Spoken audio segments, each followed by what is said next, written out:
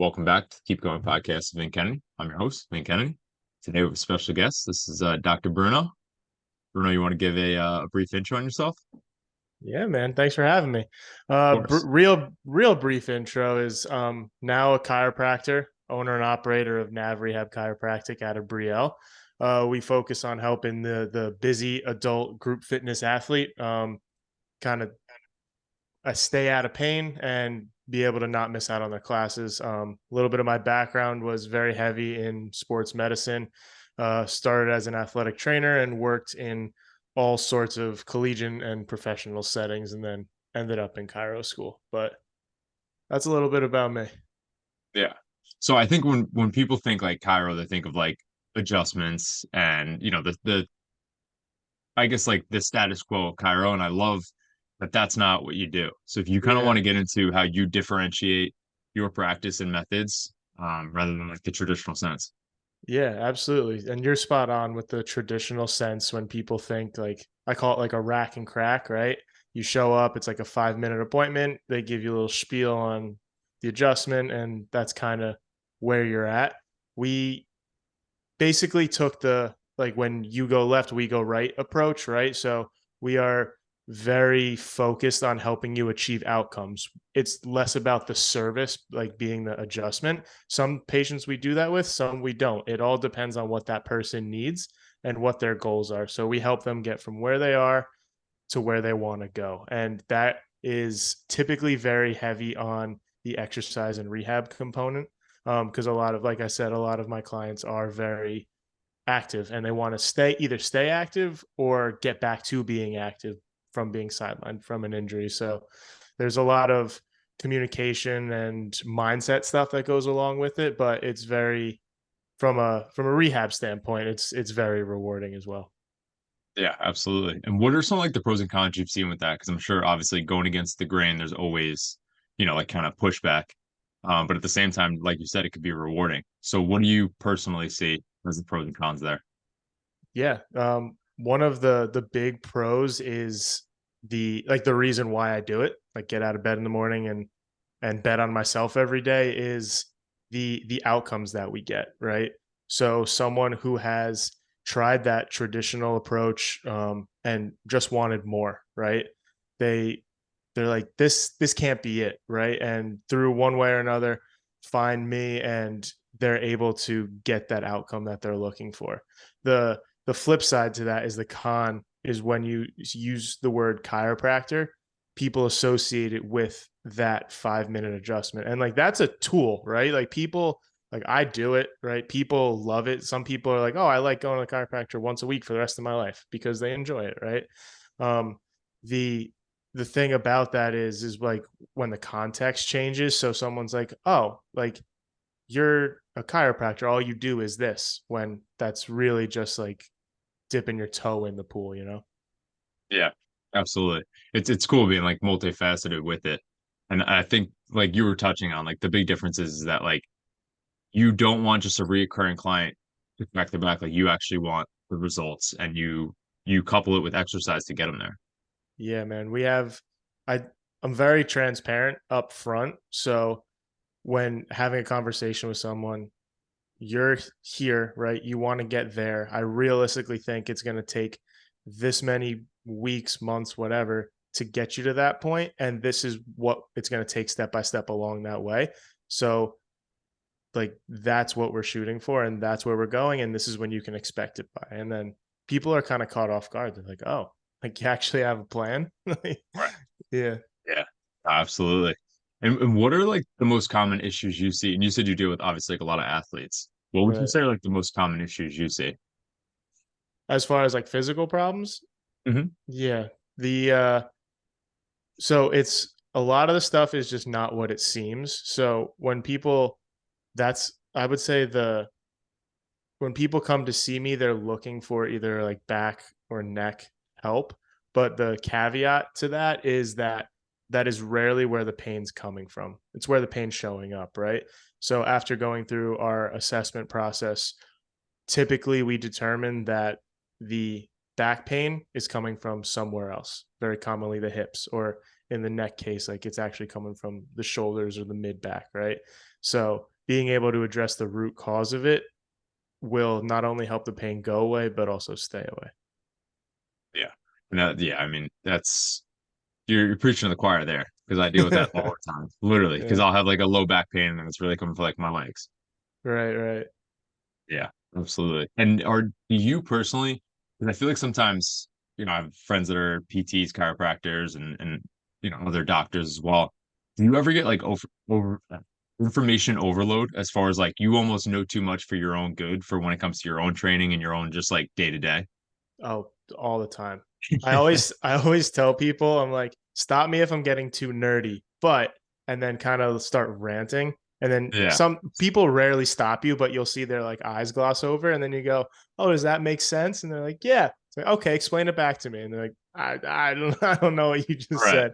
So like that is an issue. So I try to keep it higher level concept, like explain it in very broad, basic terms, so people can understand the principles, because the biggest thing is like teaching somebody to fix themselves, right? So them being very dependent on me does them no good after the care plan is over.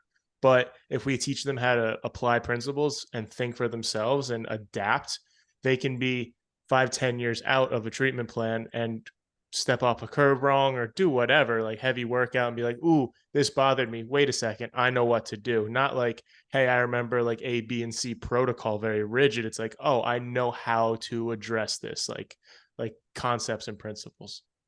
Right. So you're basically making people like autonomous. Sorry, you cut out. What'd you say? There you go. So basically, like you're making people autonomous when it comes to like solving their own issues. Right, right. We wanna give them that extra level. And not everyone's looking for that. Some people are like, they want it to be like a car mechanic. They're like dropping off their spine, get it fixed, and take it back. So I always tell people we're a very specific fit. We help a very specific person solve a very specific problem. So the people that are looking for that are all in. They're like, where have you been my whole life? And the people who aren't are like, whoa, this is too much. And then for those people, I'm like, okay, based on what you're looking for, let me help you find the appropriate person for you. And what would you say? So we mentioned earlier that you couple things with exercise. When do you kind of start facilitating that? Yeah, that's a great question. From the jump, honestly, but it's like anything, it's a progressive thing. Similar to the way like any sort of like personal trainer would do it, but I explain it in 3 phases. We have a rehab phase, a rebuild phase, and a restore phase. So rehab is making sure that everything that we're doing is reducing your pain and increasing your range of motion. So like improving that root cause. The rebuild stuff is improving your capacity. So if you think about like you go in a squat, right? Like you might have that one option, that movement pattern on a menu, right? And that's what you do for any variation all the time, right? We want to add to that menu, right? We want to give you like that big Jersey diner type menu, right? And then the restore phase is more about like freedom. So that's when it becomes adaptable and fluid, and we can make stuff very specific to their goals, whatever that may be, or really like push their limits and see what they can do. It's awesome. And something that just kind of like coming to my head, and I know my sister's dealing with it currently. I deal with it every time I get hurt. So you touched on how you also help clients with mindset. I know a lot of people who get kind of consumed and wrapped up in their sport, in their athletic endeavor, whatever it may be. And I know like if I lose running sometimes I go a little stir crazy and I Mhm. want to rush back. Do you have any tips to help people? Do you kind of facilitate that talk as well? Yeah, every day. So the Yeah. working with athletes, you tend to get the personality type that's all gas, no brakes, right? And that person could be someone like you who's like very in their thing right now, or they could have been a college athlete and now they're in their 60s, but they still have that same mindset, right? Just knowing that the game has changed a little bit for them along the way. So being able to appreciate the small wins is huge, right? So if you were doing whatever the crazy things you do, right? If you were doing like 60-mile weeks or whatever, and you had to hit a 15-mile run today, but you were dealing with an injury, like what can we do to show you that we're moving in the right direction, pushing that needle? But even though it's not the 15-mile run you wanted to do, how are we going to get you back up to that Yeah. safely, easily, and effectively? Yeah, that's so key. And even hearing you say it, because just like in our athletic endeavors, like we just want to see progress. So seeing that you are making the progress, even though Mhm. you might not hit the full 15 miles, you're so right. Like it's reassuring. Yeah, I had a client who was like, he came in all defeated, like hunched over, and he was like, "I'm not getting any better." I was like, "Okay, well, like let's take a step back. Let's look at what we mapped out, right? Like we wanted to make sure that when you got out of bed, you felt less stiff. You could bend over, like put your shoes on. Like how has that been?" He goes, "Oh, that's way better. Like it used to happen every day. Now it's like maybe twice a week, right? Still happening, but progress." It's like, all right. And then he was having a problem like standing for long periods of time at football practice. And he's like, "Oh, I'm not getting any better." And it's like, all right, well, how long could you stand before you had pain? It's like, it used to be like 10 minutes. Like, well, what is it now? Like, it's like 45 minutes. I'm like, all right. So both the things that we're trying to improve, you are seeing improvement, right? It's not, you're not done because the program's not done. Like we haven't finished. Like if we got to the end and you were like, yeah, I'm not done, like I'm not where I want to be, then that's a different conversation. But being able to appreciate the small wins along the way is something that most people tend to gloss over. And it's my responsibility to really like help them appreciate that. Yeah, absolutely. And just to switch gears a little bit, so obviously you mentioned that you were prior to starting your own thing, you were kind of working in the, I don't even know what it would be. I guess the healthcare system is what it would be Yeah. considered. Yeah. Um, what kind of gave you the nod that you knew you need to change? Like to go out on my own. Yeah. Yeah. So I had two very different experiences. My first experience was an awesome culture where like it was fun to go to work, like everyone was friendly, blah blah blah.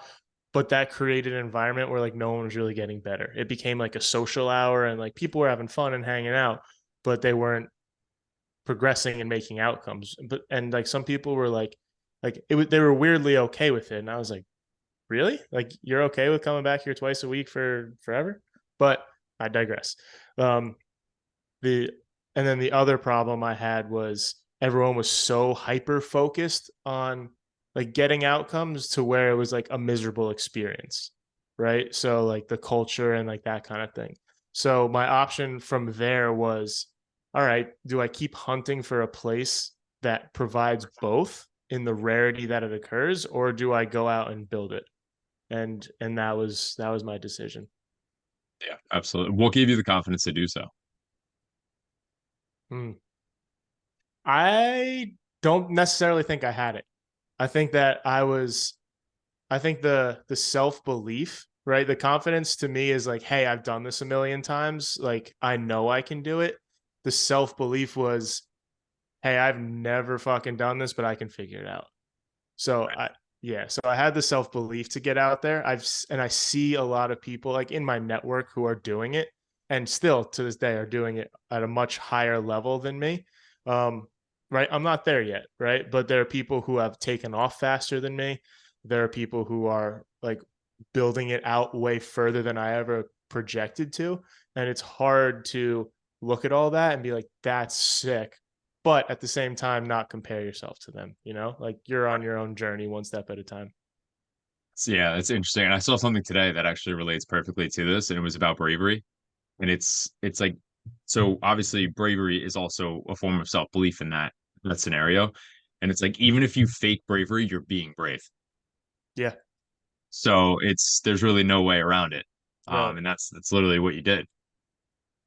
And another one too, another quote that I saw today as well that actually really directly relates is hard work will let you win the game that you're playing, but it doesn't help if you choose the wrong game. So in your example, if you're in the healthcare system where you don't want to be, doesn't matter how hard you work, you're never going to make the progress you want to make. But going Mhm. out on your own, even though it's harder, you can kind of build out what you like and what you want. Oh yeah, I say that to people. I say that to people all the time. I'm like, there is more problems and stress that you have to deal with as like a small business owner building something from scratch you've never done before. Like there's a lot to it that some I anticipated and some I didn't. But at the end of the day, I would much prefer this over what I had, you know? Yeah. And it's something that I think about from there is that's interesting is like, what do you think that is? Like, why is that for you personally? Um, so for me, I have a hard time with a blind direction. So if someone's like, "Oh, just do this because I tell you to," like I'm not very open to those conversations. But it's like me doing one thing, and if someone said like, "Hey, like, did you ever think about doing it this way?" and like more like teaching me how to think and principles, it's like I can get behind that. Like those are the type of mentors that I seek out. And when I was working in the healthcare system, like they call it a system for a reason because it's protocols, right? It's like we have to hit X, Y, and Z to get paid. And it's not really focused on the patient, it's focused on that protocol, right? So it's like, oh, you can whatever flex, get enough flexion out of it, right? Your pain drops below a certain weather, insurance kicks you, you're out the door. Despite that, like not even considering the person's goals or like their work or anything else, it's like too objective. Like people aren't robots. Yeah. It's so true. And then even going on your own, like you get to bet on yourself and you get to do like kind of what lights you on fire. And Hmm. I just posted it on Instagram, but like on Saturday, I woke up at 2 a.m., drove to Philadelphia to start running at 4 a.m. to run 27 miles through the city of Philadelphia in the pouring rain. And I was like, like, that is crazy. Like, I know that's Yeah. psychotic, but like, I'll do that. So, like, I feel like when you find the things that you're willing to like run through the pouring rain in, like, that's when you know. Oh yeah. Yeah, you guys, I saw that. You guys did that. Like, that wasn't for anything. That was just like, let's go, dudes. So we did me, Dan, our buddy Sean, and our buddy Greg ran 27 miles through Jersey 2 weeks ago, Hmm. just because I showed up that morning thinking I had a 14-mile run. Dan showed up that morning thinking he had a 5 mile run. And obviously that changed dramatically. And Hmm. the next week, our friend was, he owns a company called Project Endure, and he was hosting a group run. And we're like, oh, we'll work it into our longer run. Let's just do 27 again. We met up with another friend, Kellen, ran 27 in the morning. And then this weekend, we're going to New York City, um, and we're going to do 27 again. I give you guys all the credit in the world. Like, and it's like talk about like how like passion like bleeds out, right? Like being around you guys, like the two of you, like me having that. Like I ran cross country in high school. I wasn't anything special, right? But I was like it was so easy for me to run back then, and now it's become like such a hard thing to do. And even just like being around you guys, like now like me going on a run like is way easier, and I want to do it, Yeah, which is really cool because it's like you not neither of you guys once said like, oh, you should go run, right? But right. just like seeing how much passion you guys have about it is like infectious. No, I appreciate that, man. Honestly, that's just what we've been kind of preaching. It's just like, and it's the community aspect. Like, it's so much fun. Like, we're talking about, I mean, I don't even know. I guess now I do, but I never had people that I could be like, hey, you want to go run a marathon for fun? Like, that's not normal. Like, anything over 10, sometimes people are like, you, like, Yeah, which is totally understandable, but it's just so much fun. And you kind of build out the environment. yeah, 100%, dude. And then another quote that I think you'll really enjoy is the cynics get to be right and the optimists get to be rich. So it's one of those things where if you play the role of the pessimist, of course you're Mhm. going to be right more often than not. But if you bet on yourself, like we were saying earlier, it will pay off. Now, I've never seen someone that actually consistently works hard not get what they work for. It's a matter of how long can you outlast this thing. Oh, dude, I like if there's ever a quote that I like scream in the mirror is I cannot fail if I do not quit. Yeah, That it's the truth. yeah, no matter like how like even like this week, like very like ebb and flow, like high highs, low lows kind of thing. And the important thing that I catch myself doing, it's like, oh, when I get hit with either like rejection or like someone doesn't want to work with me, whatever, um, it's like, how do I like, do I just keep the motor going or do I like break off and I have to go like sit down and sit on my phone for an hour and like whatever, and like how long did it take me to bounce back from that? And at first it took a while. So like the getting the steam rolling was really challenging. But but now it's really never about you or like me, right? It's if Right. someone I might not have communicated in the best way. I can always take accountability there. But at the end of the day, like someone's not like, I hate you. That's why, right? They don't know me, right? Right. It's all about being able to just like help that person and deliver the value in whatever way that you can. Sometimes that is like, hey, go talk to my buddy over here. I think he's a better fit for you. Yeah. Absolutely. And so, yeah, I mean, what kind of gets you through those lows and like the rejection? Because I came from a world of sales where like they told no all day on the phone, or like even in mortgages, like people are just shopping rates. So it's like you're on the phone, and 2 seconds later they're hopping on the phone with the next mortgage lender to get the better rate. Like that's just how it goes. So kind of becoming okay with rejection is like a superpower. Yeah, definitely. How do The you personally combat it? Personally, I think it's a volume game. So when I was a little more shy on the Instagram or like going to walking into a business and being like, "Hey, nice to meet you." If I did that once a week or so, right? The 2 or 3 no's hit really heavy. But if there's 100 opportunities, right? And you'll get more no's from the volume game, right? You'll get 30, 40, 50 no's, but you'll also get more yeses at the same time. So the that allows you to be or me allows me to be a lot more relentless. Like I have a buddy who was he was networking with a gym. He's a chiropractor like me, and he was networking with a gym. And this guy more or less told him he was like, I don't want to work with you, like leave me alone. So you know what he did? He bought a membership to that gym and showed up every single day. And not to be like, yo, work with me, but like just to physically be there, and ended up like that guy is now one of his like good friends. And like they collaborate and like do all this cool stuff together. But there was so much resistance up front. And if he was just like, whoa, right?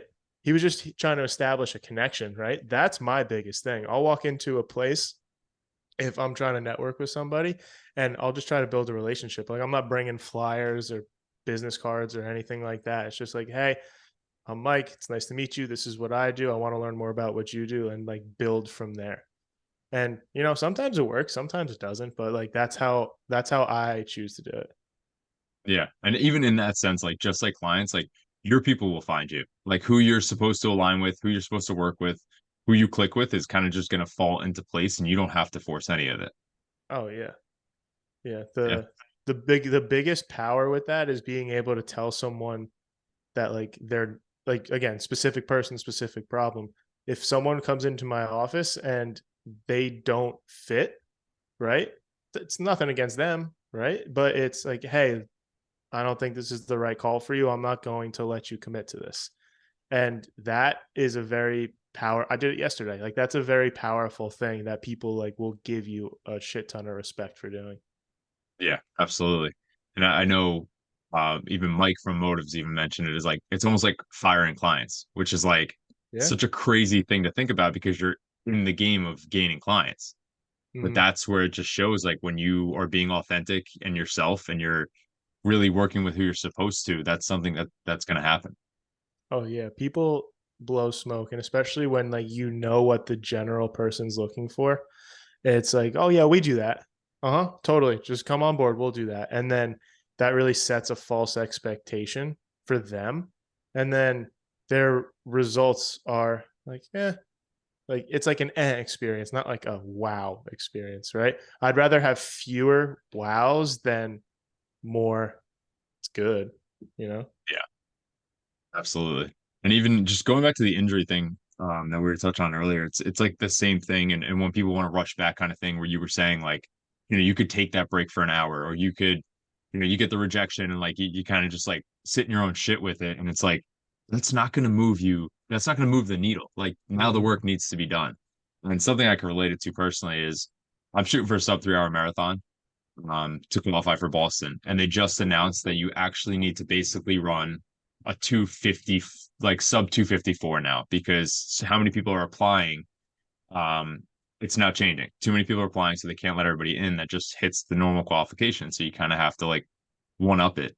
And I've talked to multiple people today that are just like freaking out and they're like, oh my God, this is miserable. Like this sucks. And I'm just like, you have two options. You could just not run another marathon, or you could just start putting in the work because this is the new qualifications. Like, what are you going to do? If you want this thing, you have to do the work. Yeah, It's 100%. crazy. There's the quote. I think it's from like an old school like Italian movie, but it's like it's I can complain, but who's gonna listen? You know, Yeah, like stand the on. yeah, it's not really gonna get you too far. All right. Yeah. And it's the same with when even like when people get hurt, right? Where it's just like you could kind of sit there and sulk, or you could get to work with someone like yourself that's going to help you and devise a plan to get back to being healthy. Hmm. Yeah. Yeah, the taking action thing is like you can see, I can hear it. So like my first touch point with people outside of like if I met them on Instagram or whatever is a phone call, right? So if someone's very wishy-washy, like, I don't know, like sounds cool, I'm interested, but and they're very like hesitant, Mhm. typically like if they agree to it, I'll see them through and like give them every opportunity. But those people rarely commit to something like this because it's a commitment, right? It's like, hey, we're going to get you this outcome. Or it's like, this is a lot of work. It's a lot of sacrifice. It's a lot of commitment, but we're going to get you this outcome. And they're like very, I don't even know. It's either they're, I mean, I feel like Active Life has said this, right? They're not confident in themselves. They're not confident in you, or they're not confident in the thing, right? Is that what it is? Mhm. So like that applies to so much more than business, and like working with clients, but it's it's really something that like once you like pick up like the community like from the repetition, the communication skills, you're like you can hear it, right?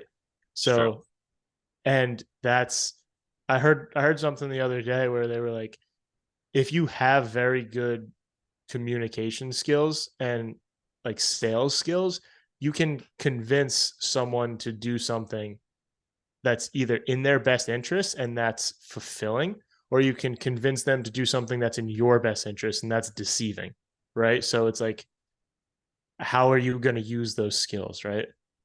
Yeah. No, absolutely. And the last question I ask everybody is what keeps you going? What keeps me going? I think it's a combination of like not knowing my upper limit and um also a little like chip on my shoulder, like proving that I can do it.